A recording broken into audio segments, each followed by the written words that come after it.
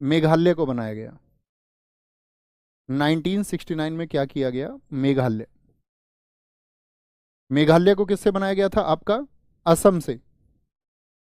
लेकिन जब इसको 1969 में असम से अलग किया गया तो ये बना था एक उपराज्य। उपराज्य, सब स्टेट इसको बनाया गया था। कभी भी पूछे आपसे मेघालय को सब स्टेट कब बनाया गया था? 1969 में। और उसके बाद में क्या किया गया? इसको पूर्ण राज्य बनाया गया 1972 में। 1972 में क्या हुआ था? मणिपुर और त्रिपुरा, मणिपुर 21 जनवरी की बात है, डेट हम स्टैटिक में पढ़ेंगे। मणिपुर, मेघालय और त्रिपुरा, त्रिपुरा ये क्या बनाए गए थे आपका यहाँ पर? अच्छा मुझे बताइए, मैंने आपको बताया था मणिपुर पहले यूटी था या नहीं था? अगर आपने ध्यान से सुना था, मैंने कहा था ध्यान से देखना, हाँ या ना? आप कहेंगे जी भैया। मणिपुर, मेघालय और त्रिपुरा, तो आप समझ जाएंगे पहले क्या बनाया गया था? मेघालय को सब स्टेट, और 1972 में मेघालय को क्या बना दिया गया यहाँ पर? यहाँ पर फुल स्टेट इसको बना दिया गया, पूर्ण राज्य। पूर्ण राज्य इसको बना दिया गया। यही 1972 में बनाया गया नेफा। नेफा में कौन कौन से दो राज्य शामिल है बताएं? नेफा का मतलब था चाइना बॉर्डर के साथ में कौन कौन है? नॉर्थ ईस्ट, भारत के नॉर्थ ईस्ट के जो फ्रंट पे आते हैं एकदम चाइना के सामने, फ्रंटियर एजेंसी, एजेंसी। तो नेफा में आपका रखा गया था, यहाँ पर नेफा का गठन हुआ। और अरुणाचल प्रदेश, कभी पूछे नेफा का गठन किस वर्ष हुआ था? और नेफा किसका पुराना नाम है? अरुणाचल प्रदेश, और साथ में मिजोरम का, मिजोरम का। आज अरुणाचल प्रदेश क्या है? एक यूटी है क्या? उस समय तक तो ये यूटी हुआ करते थे दोनों, ठीक है। 1974 में हमने पिछली कक्षाओं में जाना सिक्किम। मुझे बताओ किस आपका कॉन्स्टिट्यूशनल अमेंडमेंट से सिक्किम को मिलाया गया था? तो पहले तो सिक्किम को भी क्या बनाया गया था? आपका को स्टेट, सह राज्य, और बाद में उसको पूर्ण राज्य बनाया गया था 1974। 1987 में क्या हुआ था? 1987 में अरुणाचल प्रदेश, जो कि पहले नेफा का एक हिस्सा था। देखो अरुणाचल प्रदेश नाम ही नहीं था तब, तब नेफा था सिर्फ ही। तो कभी भी पूछेगा क्वेश्चन, वो आपसे हमेशा ये पूछेगा नेफा का गठन किस वर्ष में हुआ। नेफा सिर्फ हम यहाँ पे जान रहे हैं, नेफा हिस्सा ये था अरुणाचल प्रदेश और मिजोरम वाला। तो 1987 में क्या किया गया था? अरुणाचल प्रदेश को अलग किया गया, मिजोरम को अलग किया गया, और जो गोवा था जिसको हम यूटी बोल रहे थे, उस गोवा को पूर्ण राज्य बनाया गया। गोवा को पूर्ण राज्य। बताओ गोवा भारत का कौन सा राज्य बना था यहाँ पर? इनको फुल स्टेट बनाया गया, फुल स्टेट यहाँ पर बनाया गया, ठीक है। कहाँ पर गई हमारी स्लाइड? तो मैंने बोला 16, फिर हरियाणा बना 17, और फिर आपका 17 3 20, 21 22 23 24 25, कौन सा बना आपका ये? 25वां राज्य बना, 25वां। बहुत बढ़िया। सिक्किम तो 22वां तो मैंने आपको बताया नहीं, सिक्किम था। पिछली कक्षाओं में मैंने बताया 22वां राज्य कौन सा बना था, कल की कक्षा में बताया ना मैंने। सिक्किम को जो 22वां राज्य बनाया गया था क्योंकि बाहर से शामिल किया गया था आर्टिकल 2A से, और बाद में जब इसको पूर्ण राज्य बनाया गया था तो इस आर्टिकल को खत्म कर दिया गया, इसकी आवश्यकता ही नहीं पड़ी। फिर आर्टिकल 2A से शामिल हुआ था सिक्किम, 22वां, ये 23वां, ये 24वां और ये 25वां। गोवा कौन सा था भैया? 25वां था। 1987 के बाद में 2000 में 3 बने। कौन कौन से? एक तो आपका छत्तीसगढ़, छत्तीसगढ़, और आपका उत्तराखंड। उत्तराखंड क्या उत्तरांचल बना था, याद है ना? उत्तरांचल बताना कब नाम बदला गया इसका। और झारखंड। इनसे अलग होके बने थे ये? तो छत्तीसगढ़ तो आपका दोस्त एमपी से, और आपका उत्तराखंड बना था आपका किससे? यूपी से। और झारखंड बना था आपका किससे? बिहार से। बिहार से। भाषाई आधार पर नहीं बने हैं ये सब, प्रशासनिक व्यवस्था के आधार पर बने हैं। भाषाई आधार पर 4 ही बने हैं। अच्छा ये एक बात बताओ मुझे, आज भारत का सबसे बड़ा राज्य कौन सा है? एमपी पटवारी एग्जाम में बड़ा अच्छा क्वेश्चन पूछा गया था, एमपीएसआई में भी पूछा गया, सेम रिपीटेड क्वेश्चन। प्रश्न ये था कि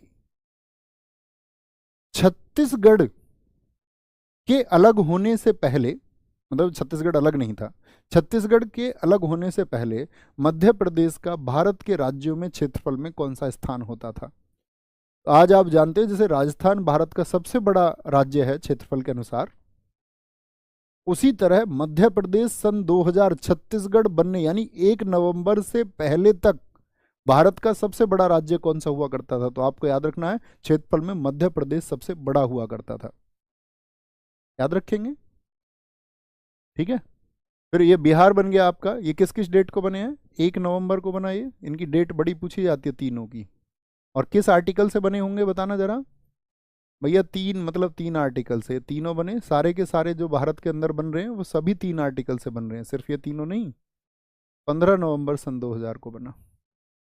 इसके बाद में क्या हुआ फिर? 2 जून 2014 को तेलंगाना को अलग कर दिया गया, किससे? आंध्रा से, तेलंगाना। तो अभी तक 25 बताए थे मैंने आपको, 25 और 3 क्या हो गए? 28 हो गए। और तेलंगाना कौन सा राज्य बना था बताइए जरा? तो ये याद रखेंगे ना, ये 26वां था। और उत्तराखंड आपका क्या बोलेंगे, ये 26वां स्टेट था आपका, ये 27वां बना था। और ये बना था 8th स्टेट। तेलंगाना बना भारत का 29वां राज्य, कहाँ से? आंध्रा से। लेकिन आज कितने राज्य हैं जरा बताना भारत में? आंध्र प्रदेश से इसको अलग किया गया, ठीक है, तेलंगाना। अगर मैं पूछूं ये आज क्या भारत में 29 राज्य हैं? 29वां राज्य ये भारत का बना। एक राज्य कहां पर गया? बहुत सारे लोगों ने लिखा 28 है भैया, तो 28 है तो एक कहां पर गया? तो एक क्या है आप सबको पता होना चाहिए, जम्मू कश्मीर जो था आपका उसको पहले किस में रखा गया था? याद करिए, मैंने आपको स्टेट लिस्ट दिखाई, तो जम्मू कश्मीर पहले राज्य हुआ करता था या नहीं? जी भैया, जम्मू कश्मीर जो है वो आपका राज्य था पहले से ही, और ये एक देसी रियासत थी जिसने ना तो भारत में मिलने का फैसला किया ना पाकिस्तान में। तो फिर क्या हुआ आपका, उसको जम्मू कश्मीर को अलग किया गया। तो यहाँ पर डेट याद रख लेनी है, 31 अक्टूबर 2019, 2019। क्या हुआ यहाँ पर? जम्मू कश्मीर पुनर्गठन अधिनियम आया, यानी कि जम्मू कश्मीर रीऑर्गेनाइजेशन एक्ट यहाँ पर लाया गया। बहुत बार क्वेश्चन पूछता है जम्मू कश्मीर आपका पुनर्गठन अधिनियम कौन लेके आया था? तो याद रख लेना वो गृह मंत्रालय के द्वारा लाया गया था, बाय होम मिनिस्ट्री। और यहाँ पर क्या हुआ था आपका, 2 आपका यूटी बन गए थे, जम्मू एंड कश्मीर और दूसरा लद्दाख, यानी कि एक स्टेट कम हो गया या नहीं हो गया? जी भैया, यानी 28 हो गए। तो जम्मू कश्मीर और लद्दाख इन दोनों को यूटी बना दिया गया।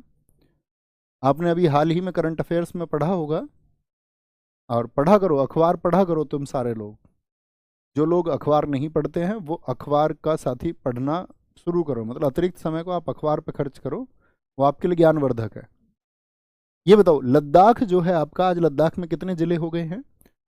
तो आप कहेंगे लद्दाख में भैया 7 जिले अब हो चुके हैं। जब लद्दाख बना था तो उसमें 2 ही जिले थे, लेह और कारगिल। और भारत का सबसे बड़ा यूटी भी कौन सा एरिया में? जैसे जनसंख्या दिल्ली में ज़्यादा है, और सबसे ज़्यादा जो आपसे कभी भी पूछे क्षेत्रफल में, जैसे स्टेट तो राजस्थान है, सबसे बड़ा यूटी कौन सा है? ये आप ज्योग्राफी में पढ़ेंगे इन सारी चीज़ों को। तो ये लद्दाख ही, आज इसमें 7 जिले हो चुके हैं। तो 5 जुड़े थे आपका, एक तो द्रास था, एक नुब्रा था, है ना, द्रास था, नुब्रा था, एक आपका जास्कर था, जास्कर था आपका, 2 और थे, कोई बताओ कौन कौन बताएगा उन 2 को, मैं भूल गया। जास्कर था, जास्कर, द्रास, नुब्रा, 2 आपको बताने हैं। तो कहने का मतलब है ये यहाँ पर आया। और फिर लास्ट याद रखना, 26 जनवरी 2020 को दमन और दीव जो अलग होता था, दमन एवं दीव जो था आपका, ठीक है, और दादर नागर हवेली, इन दोनों को एक कर दिया गया, दादर नागर हवेली। और इसकी राजधानी क्या बनाई गई थी ये आपको बताना है, दादर नागर हवेली। आज का आपका रिसर्च का क्वेश्चन है, इन दोनों की राजधानी क्या बोलेंगे? इन दोनों को एक कर दिया, दोनों यूटी ही हैं। तो जो यूटी की संख्या अब तक 9 हो गई थी वो यूटी की संख्या अब दोनों को एक होने पर 8 हो गई।